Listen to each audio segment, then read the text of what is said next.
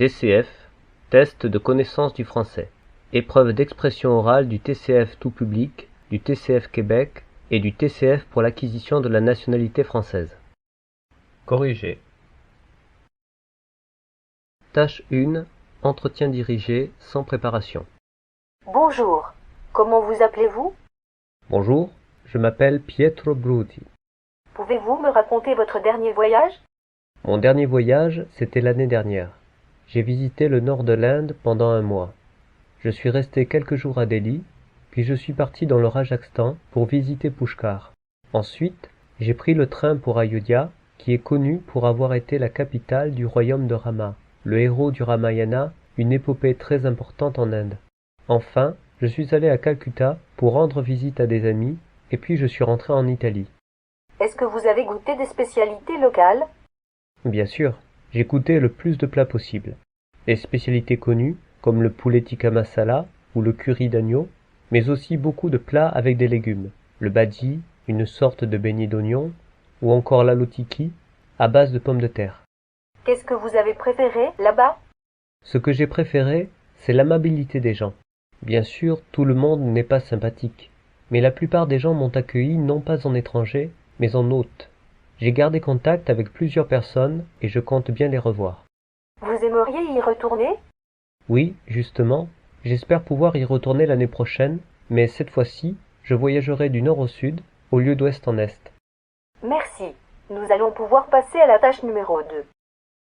Tâche 2. Exercice en interaction, avec préparation.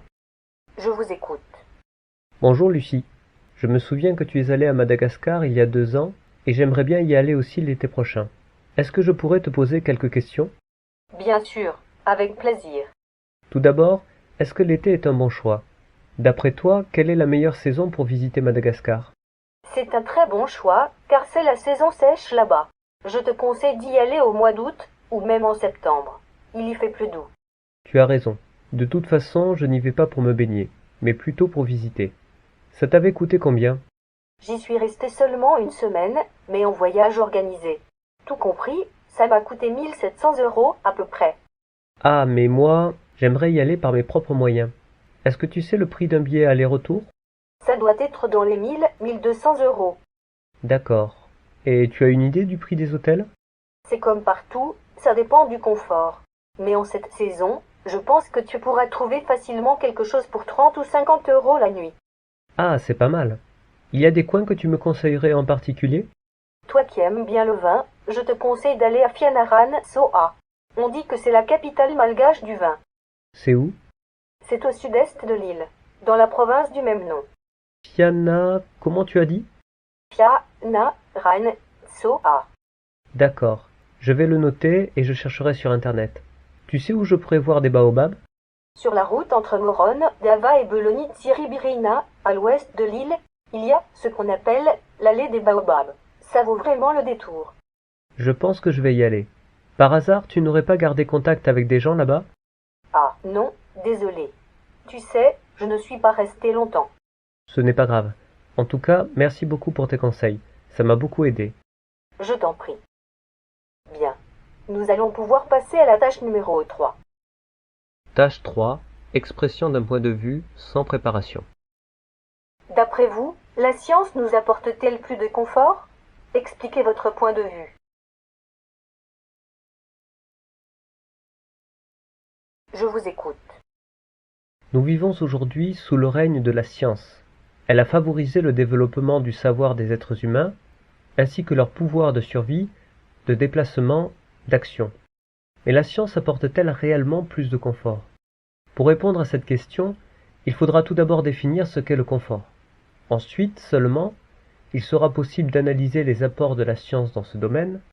Enfin, dans un souci d'objectivité, il faudra prendre en compte les limites de la science en ce qui concerne notre confort. Qu'est-ce que le confort donc? C'est tout ce qui contribue au bien-être, d'un point de vue matériel, fonctionnel et psychologique. Dans le premier cas, le point de vue matériel, le degré de confort est évalué selon l'accès à divers outils ou services au niveau individuel, par exemple la possession d'une machine à laver, ou au niveau collectif, par exemple le chauffage collectif ou simplement l'éclairage dans la rue. D'un point de vue fonctionnel, il s'agit d'évaluer le confort lors de l'exécution d'une tâche, qu'elle soit physique ou intellectuelle. Mon uniforme de travail est-il confortable? La conduite de ce véhicule est-elle agréable? Enfin, le confort psychologique est certainement le plus complexe et le plus difficile à obtenir. Il dépend du vécu de chacun et de la satisfaction de besoins que Maslow a classés en 5 catégories. Les besoins physiologiques, également liés au confort matériel et fonctionnel, le besoin de sécurité, les besoins d'appartenance et d'amour, le besoin d'estime et le besoin d'accomplissement de soi. Quels sont alors les apports de la science dans ces 3 sous-domaines du confort? Il est généralement admis que le confort matériel est lié à ce que l'on nomme le progrès, qui est lui-même dépendant des progrès de la science. Si l'on reprend l'exemple de la machine à laver, son entrée dans le foyer fut une véritable révolution pour le bien-être de l'individu. Le temps qui était autrefois imparti à la corvée de la lessive peut être aujourd'hui utilisé pour la satisfaction d'autres besoins.